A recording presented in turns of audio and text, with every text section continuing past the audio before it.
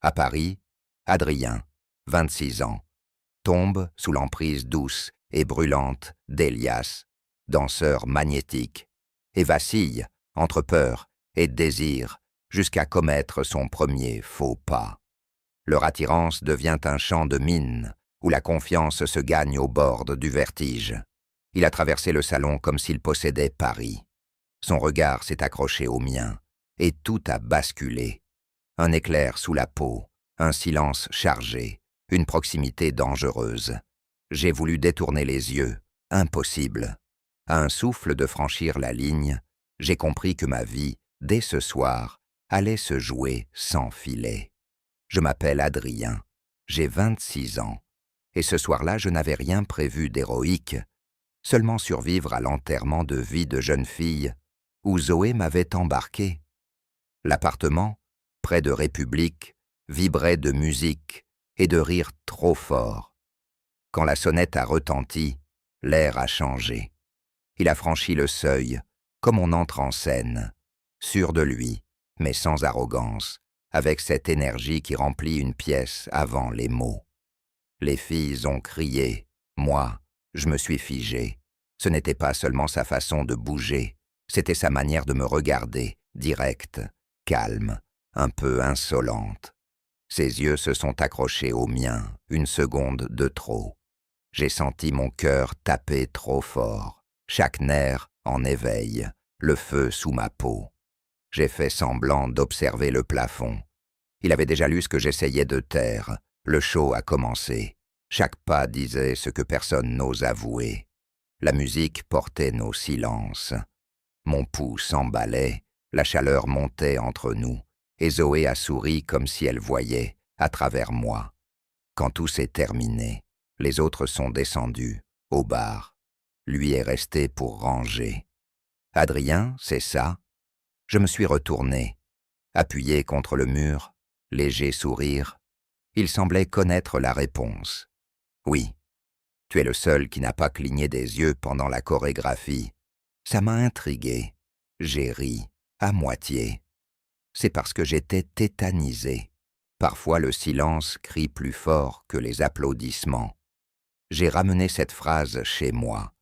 Pendant des jours, j'ai porté son regard comme on garde une brûlure douce. Je pensais à lui dans le métro, au travail, au moment de m'endormir. Ce n'était pas seulement du désir, une curiosité, une intensité, un appel auquel je ne savais pas résister. Le hasard nous a recroisés un dimanche au marché d'Aligre. Sweat, sac de légumes, sourire franc. On se retrouve même entre les tomates, Adrien. Zoé a ri, m'a abandonné 2 minutes, assez pour qu'il me tende une carte. Contact pro. Au dos, d'une écriture nerveuse. Si tu veux me connaître sans costume. J'ai écrit le lendemain.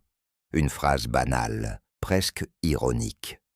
Il a répondu aussitôt et m'a proposé un dîner simple. Pâtes et vins, rien d'impressionnant. J'ai dit oui, en serrant la main sur mon téléphone, comme s'il pouvait s'envoler. Chez lui, près du canal Saint-Martin, l'appartement respirait la douceur sobre. Lumière tiède, vinyle qui tournait bas, odeur d'ail et d'huile d'olive. Nous avons cuisiné épaule contre épaule. Parfois sa main frôlait la mienne, un toucher qui s'attardait, et des frissons me grimpaient la nuque. Nous avons parlé de films oubliés, de familles compliquées, de ces jours où l'on doute de soi. « Pourquoi tu m'as regardé ainsi l'autre soir ?» a-t-il demandé. « Parce que tu dansais comme si tu disais la vérité, et j'avais envie de comprendre. » Le silence s'est épaissi, charge douce. Sur le canapé, nos genoux presque collés. Sa respiration effleurait mon oreille, mes pensées s'embrasaient. « Si je t'embrasse, tu vas fuir ?» « Non. Peut-être que je tremblerai. » Il n'a pas bougé. C'est moi qui ai comblé la distance, et le monde s'est éteint. Nos lèvres presque jointes, un baiser sans précipitation, une porte qui s'ouvre sans bruit. Quand on s'est séparés, il a murmuré « Tu embrasses comme si tu entrais chez toi, et toi comme si tu y étais déjà. » Les jours suivants, messages et petits riens, chansons partagées, blagues nulles, confidences qui tombent à l'improviste. Il parlait des coulisses, de la lumière qui flatte, des regards qui collent, et du vide qui suit quand on rentre seul. Quand les projecteurs s'éteignent, il reste moi, a-t-il écrit. Cette phrase m'a accompagné comme une ombre fidèle.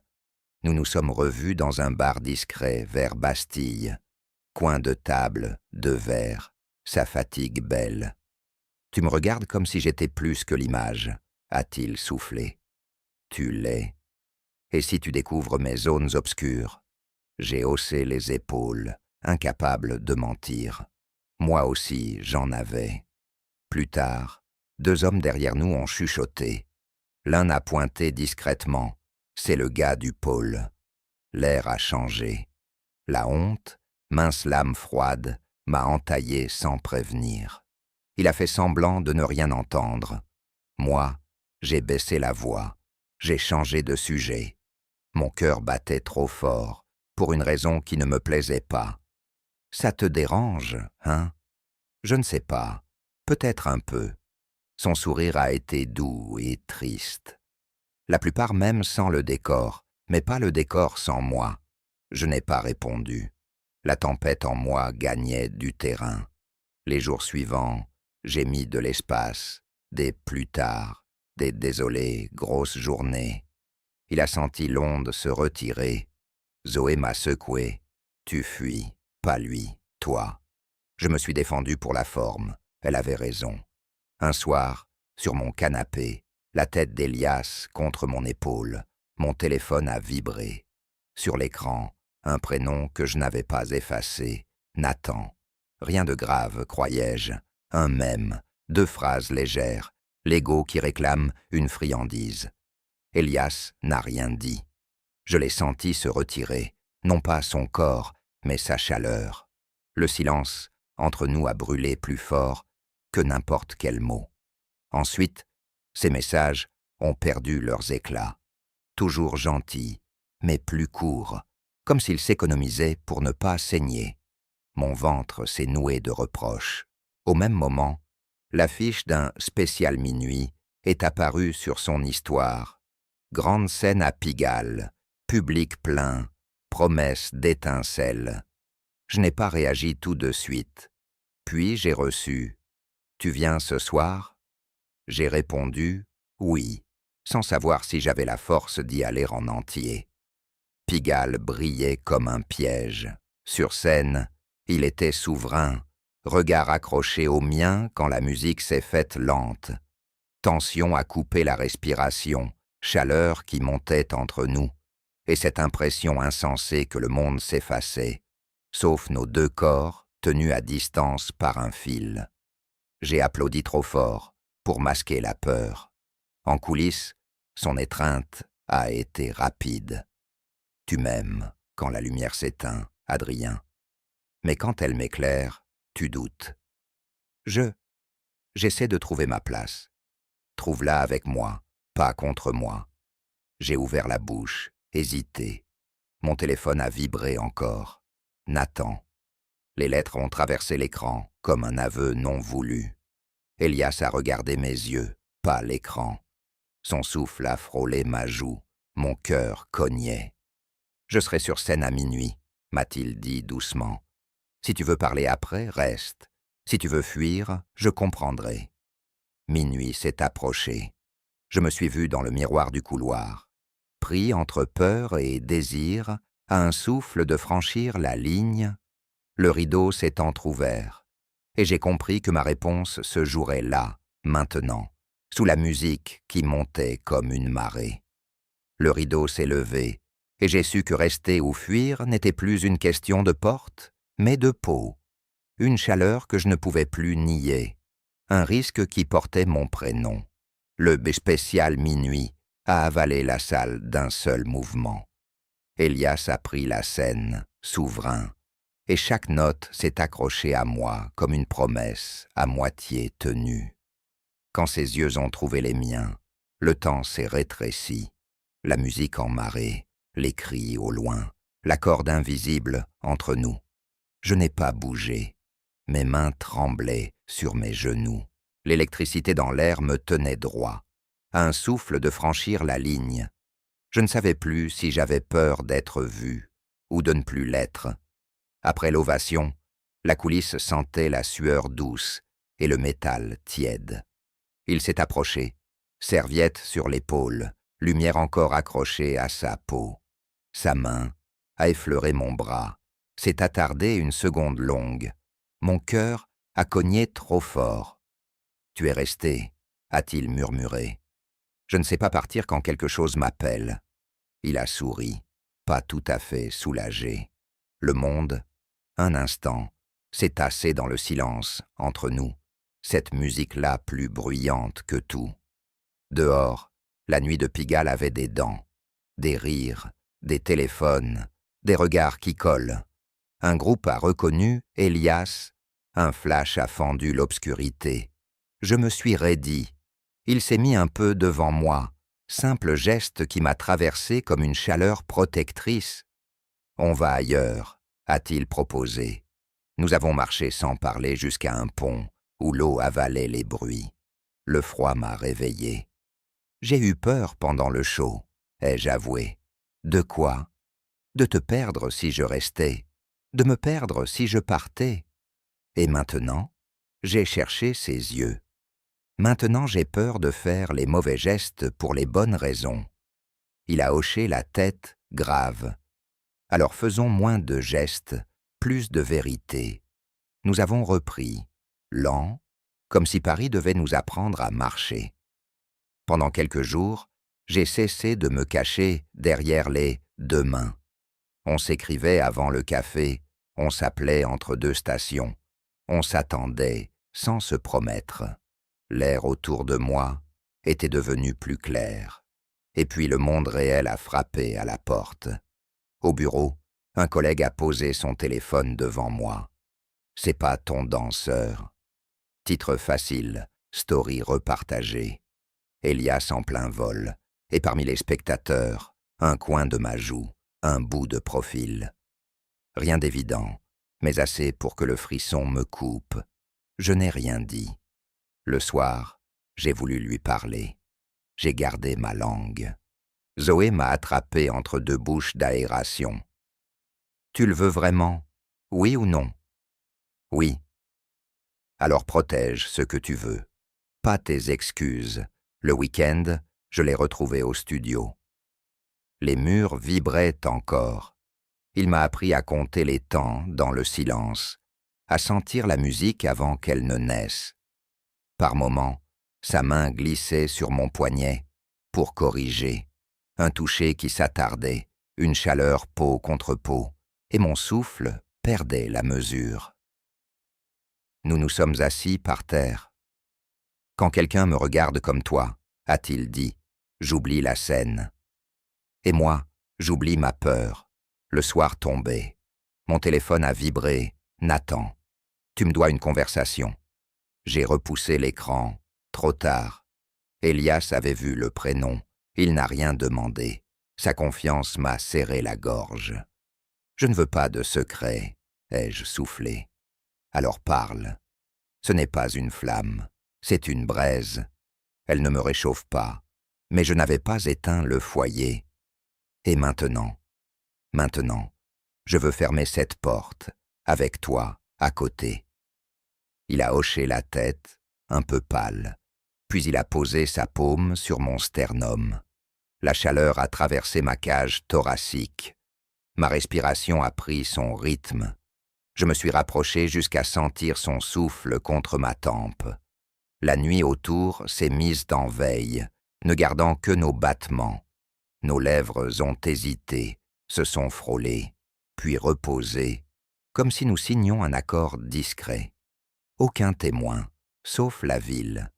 Mais la nuit suivante, un message anonyme a glissé dans mes demandes. « On sait que tu traînes avec le gars de Pigalle. Attention. » Le monde a regagné son poids. J'ai voulu faire l'orage plus petit que moi. Il ne l'était pas. À la fin de la semaine, je lui ai dit « Dimanche, je vois Nathan pour clore l'histoire. Je veux que ce soit net. D'accord. Tu es sûr? Je n'ai pas envie, mais j'ai confiance quand tu me le dis comme ça. Son regard m'a tenu droit, comme une main posée dans mon dos. L'incident n'était plus un hasard, c'était le début d'une ligne de crête. Et j'ai compris que chaque pas compterait. Je pensais fermer une porte. J'en ai entrouvert une autre sur un couloir de miroirs. On croit choisir la vérité, et c'est la peur qui choisit nos mots. J'ai retrouvé Nathan dans un café près de Nation, coin discret où tout sonne plus bas. Son sourire avait la fatigue de ceux qui reviennent chercher un écho. Pas d'étreinte, des phrases qui s'alignent pour faire la paix. Je voulais comprendre, a-t-il dit. Comprendre quoi? Comment tu passes de moi au spectacle? Ce n'est pas un spectacle, c'est lui. Je l'ai dit sans hausser la voix.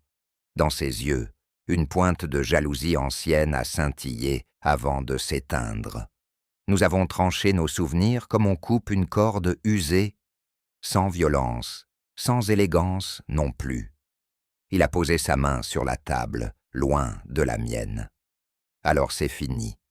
Oui, merci d'être venu l'entendre. En sortant, le ciel avait cette lumière blanche qui ne tient rien pour acquis. J'ai respiré profond. Sur le trottoir, mon téléphone s'est allumé. Un message d'Elias. « Ça va ?» J'ai tapé. « Oui, on en parle ce soir. » Puis j'ai levé la tête. Au coin, une silhouette familière, Zoé. Elle a compris sans mots, m'a serré le bras, m'a laissé filer. Tout aurait pu s'arrêter là. Sauf que Nathan, plus tard, a écrit encore « Dernier vers, pour de vrai ». J'ai hésité, j'ai répondu « non ». Il a insisté, j'ai voulu prouver que j'étais solide. Premier faux pas. Nous nous sommes retrouvés une demi-heure. Rien de brûlant, pensais-je. Un au revoir net, un rideau. À la table d'à côté, une fille filmait ses amis. Dans le fond, nos profils se dessinaient. Je ne l'ai pas vu.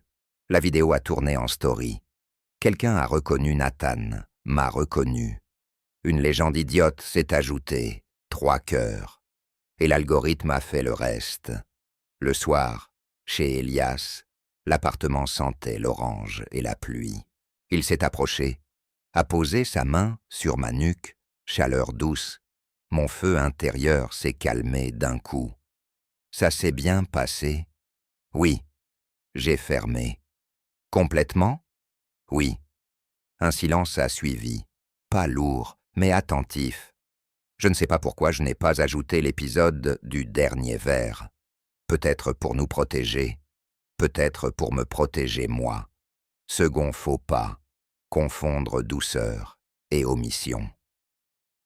2 jours plus tard, la story a atterri chez un danseur du cercle d'Elias.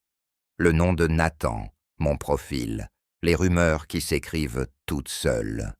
Elias n'a pas explosé. Il est venu avec ce calme qui fait mal.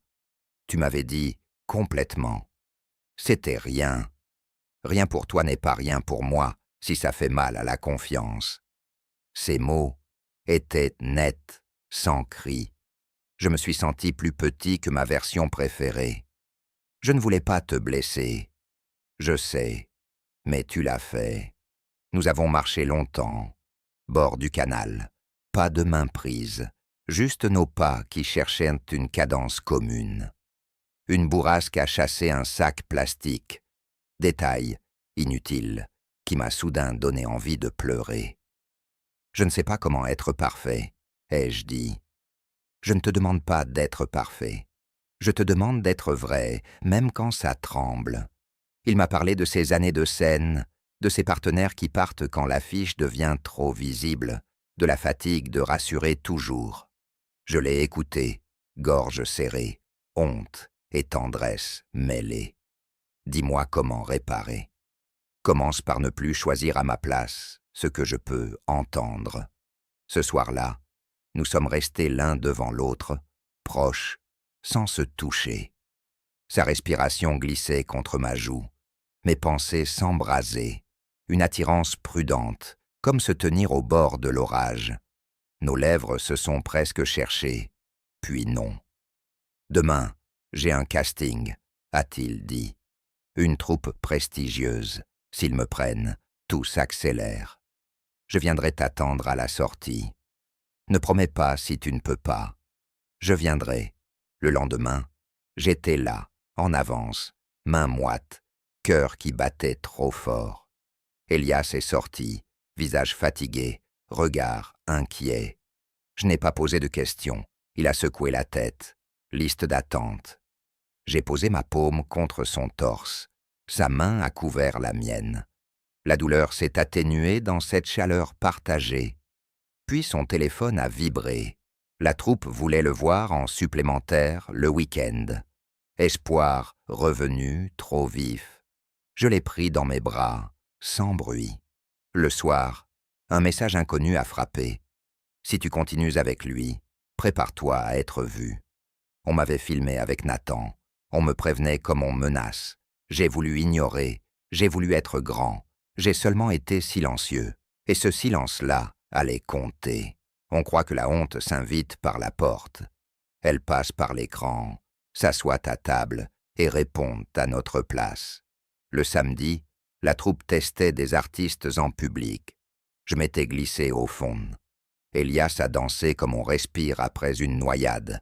Chaque geste portait le désir de rester vivant dans la lumière. Moi, je retenais ma peur, comme on tient un verre plein. À l'entracte, mon téléphone a vibré sans s'arrêter. Capture, commentaires, flèches anonymes. La vidéo du café circulait, mon prénom s'y accrochait. Au travail, un collègue avait déjà ponctué d'une blague. Ma famille, je n'osais pas imaginer. Je me suis réfugié dans les toilettes, cœur affolé, mains glacées. J'ai pensé sortir par une autre porte, disparaître une heure, reprendre mon souffle ailleurs. Quand je suis revenu dans le couloir, Elias terminait son passage supplémentaire. Son regard m'a cherché. Je n'étais pas là. Troisième faux pas. Laisser l'ombre me dicter l'itinéraire. Il m'a retrouvé dehors. Tu as disparu. Je lui ai montré l'écran. La colère a traversé son visage, pas contre moi, contre ce monde qui prend sans demander. Alors reste près de moi, a-t-il dit. Ne te cache pas de ce qui te concerne. Nous avons avancé côte à côte parmi les regards. Une tension vive, douloureuse, mais notre cadence ne s'est pas rompue. À la fin, la troupe l'a rappelé. On vous veut pour les répétitions de juin. Son sourire a été fragile, beau comme un oui arraché à la pluie. Je l'ai serré contre moi. Sa main a tremblé sur ma nuque. Le frisson m'a traversé jusqu'aux genoux. Les jours suivants ont été un long fil. Au travail, on me posait des questions sans les poser. Chez moi, j'éteignais les notifications et je rallumais mes peurs. Zoé veillait, présence ferme. Ce que tu vis n'est pas une faute. Ça n'empêche pas d'avoir mal. On peut avoir mal et avancer, mais pas avancer dans le mensonge. J'ai voulu parler à mes parents, puis j'ai reculé, encore. Elias ne me pressait pas. Il me regardait seulement, longuement, avec cette patience qui met à nu. Tu sais que je t'aime, ai-je lâché un soir, trop vite, trop tard peut-être. Moi aussi. Mais ce mot-là demande une maison, et pour l'instant, on campe. Sa phrase m'a coupé le souffle. J'ai compris qu'aimer n'efface pas la peur. Il lui ouvre une chambre et lui apprend à parler plus bas. Nous avons décidé de respirer autrement. Pas de promesses héroïques, des gestes sûrs. Moins de réseaux, plus de vraies voix. Je l'ai accompagné à l'entraînement. Il m'a attendu à la sortie de mon bureau. Nos mains se frôlaient, s'attardaient parfois. La chaleur montait, prudente, et j'apprenais à ne pas regarder ailleurs quand elle me prenait. Puis est venu le message qui a tout enflammé. Soirée privée, entrée gratuite pour le couple du danseur. Une photo volée, d'Elias et moi, dos contre dos, prise à Pigalle, circulait avec un commentaire gras. Je n'ai pas dormi. Le matin, mon chef a demandé si tout allait bien. Je me suis vu refuser les mots. À midi, je suis sorti sans déjeuner et j'ai marché jusqu'au studio. « Je veux arrêter de me cacher », ai-je dit à Elias, « mais j'ai besoin que tu saches où j'en suis. Dis-moi, j'ai peur d'être réduit à une étiquette, j'ai peur pour mon travail. J'ai peur de ne pas savoir te protéger, toi, de l'absurdité du monde. Tu ne me protèges pas en t'effaçant, tu me protèges en restant là, même quand ça pique. » Il a posé sa main sur ma joue. Sa chaleur a dissous un peu la pierre dans ma poitrine. Nous sommes restés ainsi, front contre front, à écouter nos souffles chercher le même tempo. Puis, ce soir-là, il a dansé dans un petit théâtre près d'Oberkampf. J'étais au premier rang, sans hoodie, sans capuche, visage offert. Quand les murmures ont monté, j'ai tenu ma place. Son regard a accroché le mien. Une fierté douce m'a traversé, comme un courant stable. À la sortie, un inconnu a lancé une pique. Rien de grave, 2 mots bêtes. J'ai voulu répondre. Elias a posé ses doigts sur mon poignet. « Laisse, on ne danse pas pour eux. » Je me suis calmé au contact. La nuit s'est adoucie. Nous sommes rentrés chez lui sous une pluie légère. Sur le palier, nos lèvres ont presque trouvé le geste. La tension a vibré, puis s'est suspendue. « Pas ce soir », a-t-il dit doucement. Pas avec la peur encore dans la pièce. D'accord. J'ai compris que notre intimité serait un territoire gagné pas à pas, sans franchir la ligne dans la confusion. La jeunesse de notre « nous » valait mieux que la précipitation. Et c'est ainsi que, paradoxalement, je me suis senti plus proche de lui que jamais. Le lendemain, la troupe a confirmé les dates. En bas du message, une invitation double, gala d'ouverture, presse et projecteur. « Viens si tu veux, mais ne viens pas en secret », m'a écrit Elias. J'ai regardé mon reflet. J'y ai vu la trace de toutes mes esquives. Puis j'ai écrit « J'arriverai par la grande porte, avec toi ». Je croyais que le courage avait la voix haute. Il est venu à pas feutrés, posé dans ma main par la sienne, et le reste s'est aligné. Le soir du gala, Paris ressemblait à une mer de vitres. J'ai rejoint Elias avant l'entrée. Les couloirs bruissaient, l'air vibrait de noms et de lumière. Il ajustait ses lacets. Geste simple, concentration nette. Je me suis assis près de lui. « Je suis là », ai-je dit. « Je te vois. » Il a posé sa paume sur ma poitrine. Mon cœur s'est calé contre ses doigts. J'ai posé ma main sur la sienne. Une chaleur s'est répandue, calme, tenace. Nos regards se sont accrochés. Un souffle de plus, un souffle de moins, la distance juste. À l'ouverture des portes, nous avons avancé, ensemble. Pas de drame, pas de halo, juste 2 hommes qui marchent. Les murmures n'ont pas eu de prise. Il a rejoint sa troupe, je me suis installé.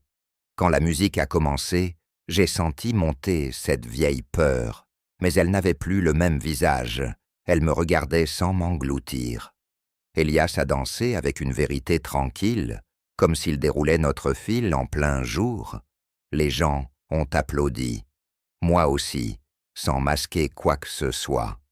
À l'entracte, un journaliste a glissé une question vague. « Vous êtes ?» J'ai souri. « Ici pour applaudir », il a insisté, j'ai répété. 2 phrases plus tard, il a compris que le spectacle était sur scène, pas dans ma bouche. Je suis allé chercher de l'eau. Zoé m'a rejoint, éclat de fierté dans les yeux. « Tu respires ?» « Oui, et je n'étouffe plus. » Le second acte a scellé quelque chose. Dans un passage lent, Elias a tourné vers moi un regard long, lourd de ce qu'on ne dit pas. J'ai senti la chaleur courir sous ma peau, la chair se souvenir qu'elle a le droit d'être joyeuse. À la fin, le rideau a tremblé sous les rappels. Je me suis levé, j'ai applaudi jusqu'à avoir mal aux paumes. En coulisses, l'odeur des projecteurs éteints flottait. Elias s'est approché. Pas d'effusion. Un sourire aux commissures. Un souffle un peu court. Tu as tenu ta promesse. J'ai tenu la nôtre. Il a posé sa main derrière ma nuque. Je me suis avancé, lentement, jusqu'à sentir sa respiration contre ma joue. Le monde a baissé le volume. Nos lèvres ont trouvé le geste qu'elles cherchaient depuis des semaines. Doux, contenu, assez pour que mon corps s'illumine, pas assez pour trahir notre mesure. Quand nous nous sommes séparés, je tremblais, mais pas de peur. « Rentre avec moi », a-t-il chuchoté. Oui, chez lui, la nuit était claire, presque légère. Nous avons parlé longtemps, adossés l'un à l'autre, laissant la fatigue tomber du haut des épaules. Je lui ai raconté mes détours, mes silences. Il m'a parlé de ses chutes, de ses recommencements. Par moments, nos doigts se cherchaient. Sa main s'attardait sur la mienne. Un frisson me remontait l'échine. La proximité devenait téméraire, comme se tenir au bord d'un orage. Nos lèvres se sont presque rejointes. La pièce s'est figée dans une immobilité dangereuse. Puis il a souri, m'a effleuré le front. On peut vouloir plus et choisir mieux. On a le temps. Cette fois, oui. Les jours qui ont suivi ont mis du relief à nos promesses. J'ai parlé à mes parents. Pas de grands discours, des phrases vraies. Ils ont été maladroits, puis présents. Au travail, j'ai cessé de rire aux sous-entendus. Ils se sont tus faute de public. Les messages anonymes ont maigri, puis disparu. La troupe d'Elias a pris ses marques. Il rentrait épuisé, heureux. Parfois, je l'attendais au coin de la rue, et son sourire, quand il me voyait, valait toutes les scènes. Un soir d'été, assis sur le bord du canal, nous avons écouté la ville tomber. « Tu regrettes quelque chose ?» ai-je demandé. « D'avoir voulu te porter quand il suffisait de marcher à côté. Et moi d'avoir cru que t'aimer serait plus facile dans l'ombre. » Il a ri, bas. On a appris. On continue. On continue. Il a posé sa tête contre mon épaule. La chaleur peau contre peau a dissous l'ancienne crainte. J'ai senti battre mon cœur avec le sien. Un rythme commun, simple. Les mots n'étaient plus nécessaires. Dans le reflet noir de l'eau, je nous ai vus tels que nous étions. Pas des héros, pas des martyrs. Deux hommes qui ont choisi la clarté et qui la tiennent, l'un pour l'autre quand elle vacille. Quand la brise s'est levée, il m'a regardé avec cette intensité qui m'a cueilli dès le premier soir. « Viens », a-t-il dit. Je me suis levé, j'ai pris sa main. Le monde autour a fait un pas de côté. En traversant le pont, j'ai compris que le courage n'était pas la fin de la peur, mais la place qu'on lui laisse. Et dans cette place, il y avait nous, entiers, patients, prêts à danser longtemps, sans nous effacer.